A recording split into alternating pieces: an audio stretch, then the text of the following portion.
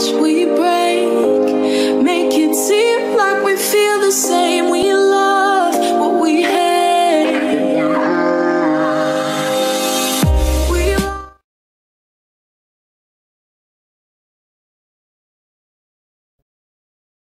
Waktu dan tempat kami persilakan sepenuhnya. Assalamualaikum warahmatullahi wabarakatuh.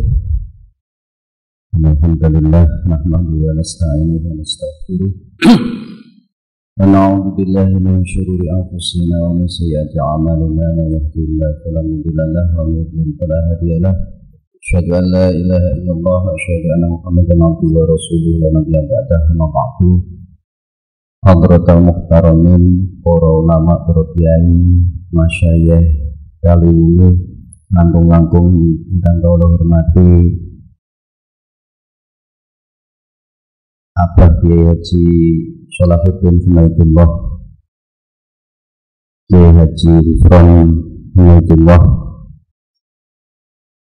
Kiai Haji Dr. Abdul Ghafur Maimun, para kiai-kiai yang lain, Kiai Miftah, dan kepengurusan Nahdlatul Ulama, baik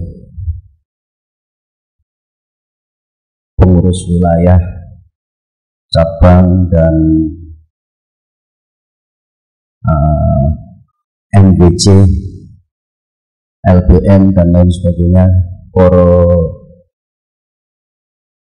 Buriyah, Gawagis, dan lain sebagainya.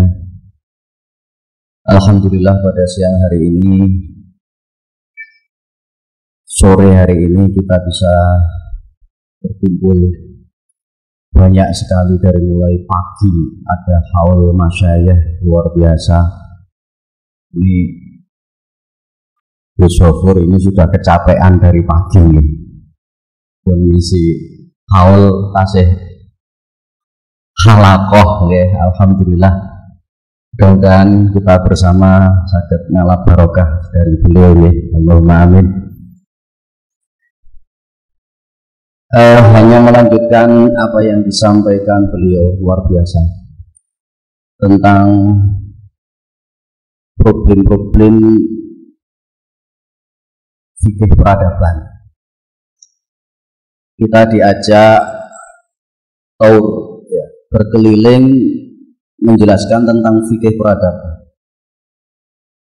Kita bukan untuk memberikan edukasi ya, sebenarnya, tapi lebih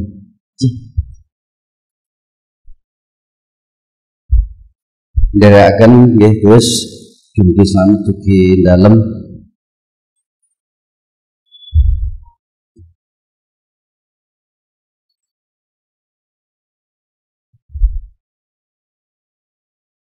Sebenarnya kita lebih banyak ingin meminta pendapat para kiai di daerah-daerah, di pesantren-pesantren, sebagaimana tadi Gus Shofur lebih memberikan banyak pertanyaan, memantik pertanyaan agar kita bisa mendapatkan masukan-masukan tentang fikih peradaban, tentang rumusan-rumusan fikih peradaban akan kita bawa, kita simpulkan, dan kita rumuskan dalam Muktamar Peradaban di tahun 2023. Jadi kita lebih banyak meminta pendapat dari para kiai dan para santri, ya, santri senior, agar kita lebih banyak mendapatkan masukan daripada kita memberikan edukasi. Karena kalau memberikan edukasi itu yang lebih alim itu para kiai yang ada di daerah, di pesantren-pesantren. Contoh persoalan yang tadi disampaikan menjadi tema pada siang hari ini tentang kewarganegaraan. Jadi kita itu mewarisi sebuah peradaban yang sebenarnya tidak seperti yang kita impi-impikan, kira-kira begitu. Karena kita dijajah 250 tahun. 350 tahun atau 250 tahun oleh Belanda. Belanda itu luasnya hanya sepertiga Jawa Timur, nggih, para kiai. Sepertiga Jawa Timur, tapi mampu menjajah Indonesia ratusan tahun. Ya. Apa yang menyebabkan Belanda itu berhasil menjajah kita? Ya karena kita dibuat bodoh dari dulu. Dijauhkan dari pendidikan. Kita dikotak-kotak. Sistem masyarakatnya kita dikotak-kotak. Kalau model pribumi seperti kita itu dulu istilahnya inlander. In itu dalam, lander itu tanah. Jadi kita itu disamakan dengan makhluk yang ada di dalam tanah. Cacing, apalagi ya. Sama, kita itu disebut inlander. Inlander itu kira-kira hanya butuh diinjak sekali mati gitu, kira-kira begitu. Kalau maksud wong Londo itu begitu. Inlander. Kalau yang dari Eropa, mereka dikelompokkan sebagai ras Eropa. Mereka ditempatkan di boulevard, biasanya boulevard. Kalau yang ras Timur Tengah, mereka ditempatkan di wilayah seperti pecinan. Jadi Cina, Arab, Sasak itu di daerah Surabaya. Kalau kita yang inlander itu biasanya di mana-mana, di tempat manapun, pasti akan dilokalisir di suatu kawasan yang sebutannya itu Kauman. Ya, di sini juga Kauman ya. Di Jogja Kauman. Itu tempatnya para inlander ya. Inlander ya. Kauman, kira-kira begitu. Ini kita diacak-acak masyarakatnya, ya, kecerdasan ditekam agar kita tidak pinter-pinter. Biasanya kalau sudah pinter diajak untuk membantu Belanda, ya, menjadi pengkhianat bangsa. Itu biasanya begitu. Kalau sudah pinter-pinter itu. Nah, kemudian pasca Indonesia merdeka, Presiden Pak Karno itu, Waliul Amri ad-Daruri bisyaukah tadi, kata Gus Zofur, mencoba menata masyarakat kita itu dengan model asimilasi ya. Jadi asimilasi itu pembauran, dibaurkan. Bagaimana dicampur masyarakat itu agar terjadi asimilasi. Tapi gagal karena falsafah orang Jawa itu tresno jalaran sangka kulino ya. Kalau tidak terbiasa bergaul dengan orang Eropa, rasanya canggung. Masuk rabi kulite ireng entuk wong wedok kulite putih kan kayaknya ndak cocok gitu ya, ndak cocok gitu ya. Jadi ini anak blundeng lah, jadi tentara langsung masuk tentara blundeng. Tidak mungkin karena anak orang kaya tidak mungkin kawin dengan tukang kebun, anak tukang kebun. Itu kegagalan di masa Bung Karno. Di zaman Pak Harto ada integrasi. Integrasi itu pengelompokan yang disatukan di kelompok-kelompok yang disatukan, integrasi. Gagal karena pasti ada selalu ada yang dominan. Yang dominan siapa? Pemerintah. Ya, di sebuah kawasan itu pasti yang dominan pemerintah. Nah, kemudian lahir konsep Nurholis Majid dengan masyarakat madani, Gus Dur dengan masyarakat multikultural. Multikultural itu semangat yang dituangkan dalam Bhinneka Tunggal Ika.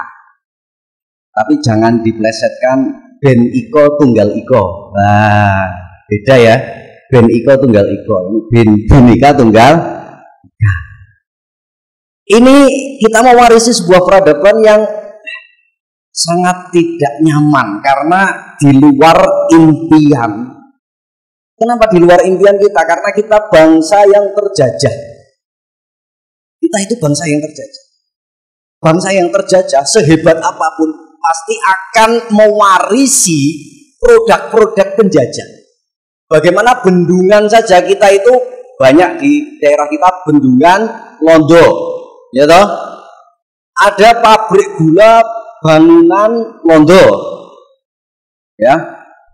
Bahkan celana saja yang asli bikinan orang Jawa itu ada yang diklaim ini kathok Londo karena apa modelnya tidak menutupi aurat. Oh ini kathok Londo, kira-kira begitu.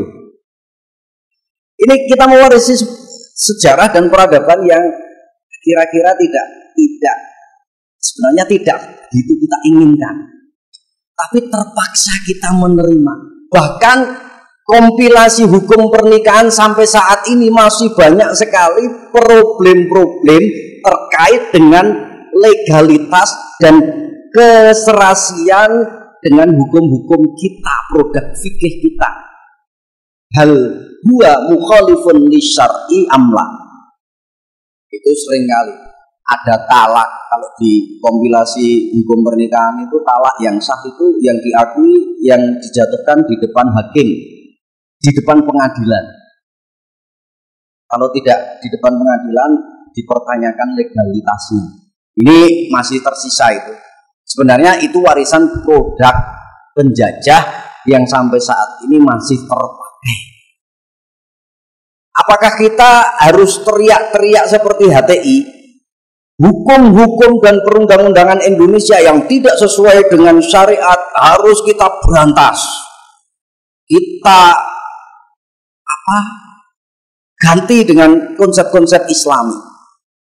Tidak harus, karena kita menyadari kita itu hidup di negara bangsa.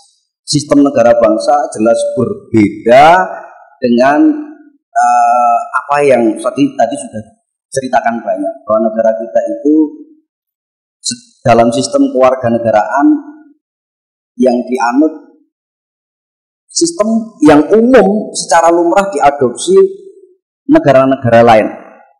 Kalau di zaman dulu, ya zaman negara Islam, warga negara itu ada 3 klasifikasi ya. Jadi warga negara itu yang disebut sebagai al-asli, ada yang kontrak berdasarkan kontrak perjanjian. Jadi warga negara asli itu adalah satu yang beragama Islam dan berdomisili di negara Islam. Tadi sebenarnya sempat disinggung bahwa Muslim dhimmi, jadi non-Muslim dhimmi atau akdu dhimmah itu merupakan kontrak, salah satu model kontrak kewarganegaraan. Silahkan kalau mau tinggal di sini selamanya, tapi bayar dulu jizyah. Silahkan bayar dulu jizyah, kamu tetap akan menjadi warga negara nomor 2. Kalau dalam fikih kita itu kafir dhimmi itu rumahnya tidak boleh lebih tinggi dari rumah warga muslim. Kalau jalan di jalan umum harus ada di pinggir ya. Sek gitu ya. Kalau nggak mau didesek ya dijejek gitu kira-kira biar jatuh. Kira-kira begitulah gambaran fikih kita tentang dhimmi ya. Jadi al-aslu fid dhimmah, bahwa konsep dhimmah itu sebenarnya konsep kewarganegaraan yang didasarkan atas kontrak perjanjian.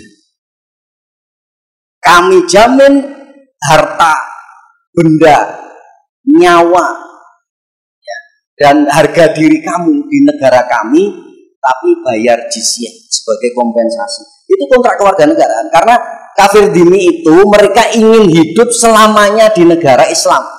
Ini konsep kewarganegaraan di zaman dulu.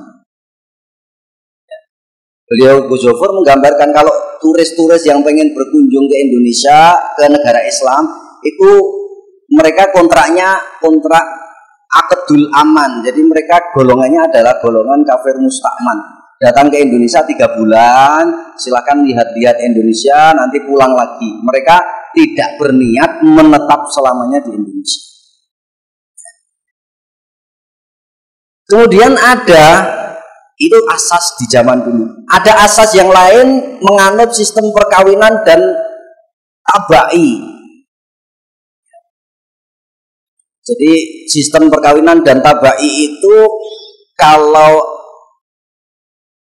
orang yang kawin dengan, salah satu contohnya adalah kafir harbi mustakmanah. Jadi perempuan mustakman statusnya harbi, kawin dengan warga negara Muslim atau kawin dengan kafir dhimmi yang ada di negara Islam, statusnya akan berubah menjadi warga negara Muslim karena wanita mengikuti siapa suaminya. Konsep itu yang coba diajarkan dalam fikih-fikih kita. Ada yang tabaan itu istri, anak, keturunan, itu semuanya mereka akan otomatis menjadi sama dengan orang tua mereka dalam status kewarganegaraan. Istri sama dengan status kewarganegaraan suami. Kemudian anak-anak juga sama mengikuti kewarganegaraan bapaknya. Ini zaman dulu, tempo dulu, ketika kita masih menganut konsep Darul Islam, memilah antara Darul Islam dan Darul Harbi, sehingga muncul beberapa iskalat, problem-problem. Bagaimana kalau warga negara Muslim berkunjung ke negara non-Muslim Darul Harbi? Boleh apa tidak? Larangan. Kalau dalam fikih kita larangan. Tidak boleh. Kalau mereka pengen menjadi warga negara menetap di sana, tidak boleh. Haram. Kalau hanya sekedar berdagang, monggo. Kata fikih ya. Ini coba kita tarik dalam sistem negara bangsa, konsep-konsep dasar fikih yang sudah dituangkan ratusan tahun, kita harus pahami ini dilatar belakangi oleh geopolitik dan narasi yang kira-kira berbeda jauh dengan situasi kita di negara bangsa. Hampir seluruh negara di dunia menganut sistem negara bangsa. Mereka menyejajarkan antara warga negara baik dari ras manapun, agama apapun, ya, tidak ada perbedaan dalam hak dan kewajibannya. Ini rata-rata sistem di dunia menganut kesetaraan dalam persoalan kewarganegaraan. Setara. Bahkan sempat menimbulkan beberapa problem ya sebenarnya. Ada orang itu tidak punya status kewarganegaraan. Ini problem. Ada yang double citizen ya. Double citizen itu mereka punya dua status kewarganegaraan. Ya warga negara Indonesia, ya warga negara Malaysia. Ada problem seperti ini ada di dunia modern, dan kita harus mampu menjawab ya, bagaimana fikih kita dengan kondisi-kondisi seperti ini mampu memberikan konsep-konsep baru, siasah-siasah yang mampu menjawab pertanyaan-pertanyaan ya, dari dunia. Jadi seperti kasus konsep-konsep tentang kedutaan besar. Pernah sekali ada persoalan kedutaan besar Inggris mengibarkan kemarin bendera pelangi ya. Bendera pelangi itu kan bendera yang identik dengan LGBT. LGBT itu kira-kira kalau di pondok ya Maryland gitulah. Maryland itu ya. Ada Waro, ada Maryl. Ya, tapi betulan kalau di pondok itu jadi takut-takut berani ya. Mereka sebenarnya bukan LGBT kalau di pondok. Gejala saja, gejala kira-kira begitu ya. Jadi mengibarkan bendera, konsep yang disepakati dalam kongres ya dunia di Wina, konvensi Wina, setiap kedutaan besar, apa kegiatan yang ada di area kedutaan besar tidak dapat diganggu gugat dan tidak dapat dipermasalahkan oleh negara yang menerima kedutaan. Jadi kita itu di kedubes Inggris mau jengking, mau bugil, mau apa sesuai dengan syariat di negara Inggris, ya, itu Indonesia tidak boleh mempermasalahkan, tidak boleh mengganggu-gugat. Ini repot juga ya, karena mereka itu ini tapi kesepakatan al-muslimuna ala syurutihim. Kalau nanti Basul Masail jawabannya al-muslimuna ala syurutihim. Tergantung kesepakatan antar negara bagaimana kita terikat dengan al-muslimuna ala syurutihim. Di sini problem kebijaksanaan menjadi penentu. Legal formal dalam konsep kewarganegaraan, mereka itu bukan warga negara Indonesia, duta besar ya, mereka itu menempati sebuah kawasan yang menurut legal formalnya ya, boleh menerapkan aturan sesuai dengan negara asalnya. Jadi kawin laki-laki sama laki-laki itu kalau di kedutaan besar tidak ada masalah, tidak boleh dipersoalkan oleh negara Indonesia. Kawin laki-laki dengan laki-laki. Jadi qabil tu nikahahu gitu ya, kira-kira begitu ya. Qabil tu nikahahu wa tazwijahu. Itu ruwet ya kira-kira kalau dikonsepkan fikih ruwet. Laki-laki. Ini problem-problem yang sebenarnya menjadi persoalan-persoalan dalam konteks negara bangsa. Salah satu keputusan dalam Munas Banjar itu menyampaikan begini, karena warga negara Indonesia itu bersifat sejajar, maka non-muslim di negara Indonesia tidak boleh kita sebut sebagai, tidak bisa kita sebut sebagai dhimmi, muahad ataupun musta'man. Mereka adalah al-muwatin. Keputusan ini sebenarnya sudah NO banget ya, karena keputusan ini ya, memilah antara al-hukmu siasatan dan al-hukmu akidatan. Jadi secara siasi saja, kalau secara akidah ya mereka tetap kafir ya. Mereka tetap kafir. Tapi secara siasi saja kita menyebut NKRI harga mati, itu siapa? Jargon ini. Kita kan kalangan Nahdlatul Ulama sepakat NKRI harga mati, tapi siasatan bukan akidatan. Non muslim adalah muatin, betul, siasatan bukan akidatan. Sehingga yang perlu dijawab para kiai adalah bagaimana kita mengkonsep fikih siasah itu agar tidak selalu memutuskan persoalan dengan darurotan. Ini menjadi tugas kita sebagai santri dan sebagai ahli-ahli bahsul masail yang sudah banyak mempelajari fikih. Ini yang pengen kita dapatkan dari para kiai, selain apa yang sudah disampaikan Gus Wafur banyak sekali tadi.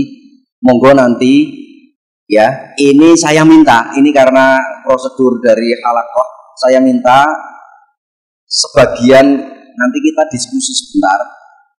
Diskusi sebentar artinya